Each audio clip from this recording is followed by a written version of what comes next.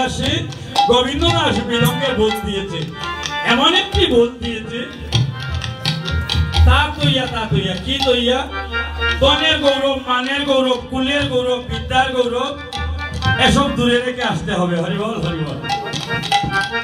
করতালে অদ্বৈত জগৎ, অদ্বৈত প্রভু করতাল দিচ্ছেন, করতালে মানে কি সুমধুর বলে যাচ্ছে, তারে না তারে না তারে না তারে না